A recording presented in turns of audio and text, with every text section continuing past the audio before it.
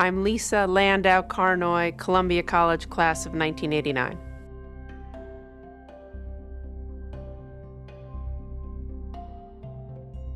This is definitely a community of questioners and of students, teachers, alums that like to challenge each other, like to challenge their own ideas, and to be provocative and sometimes even a bit confrontational. I remember while I was a student at Columbia, we had at the time the president of Nicaragua present or speak on campus.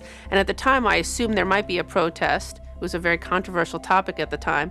There were actually 3 protests going on. So it wasn't that there were 2 sides to an issue. There were at least 3 sides being represented by different groups of Columbia students. But I would say whether on a dorm floor or in a classroom or in a cafeteria, Columbia students and Columbia alums are very keen to get in each other's face, ask difficult questions, and really share their views in a way that's quite dynamic and quite distinct.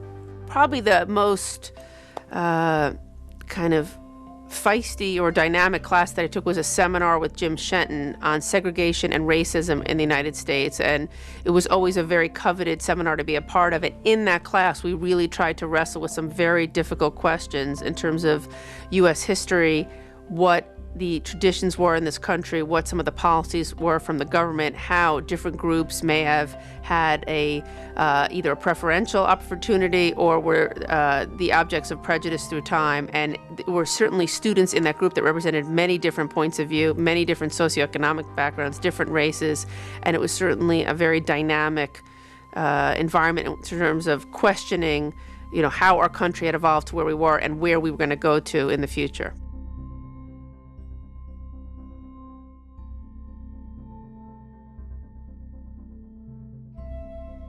Well, the seniors were all men, and I was the 3rd class of women. It seemed utterly natural. It was amazing. We were the last of the Ivies to go co-ed by a long shot, and yet it seemed perfectly natural, with the exception of the fact that the showers in Fernald, where I lived for 2 years, were co-ed, which took some getting used to.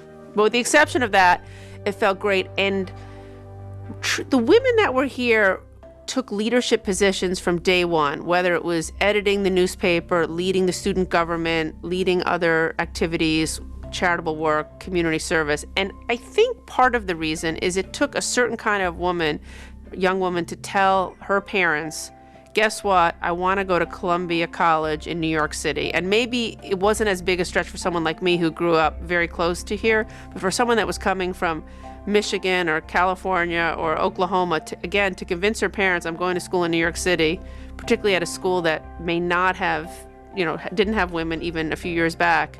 These were really go-getters, and the women really were in senior positions and very comfortable at the school from the get-go.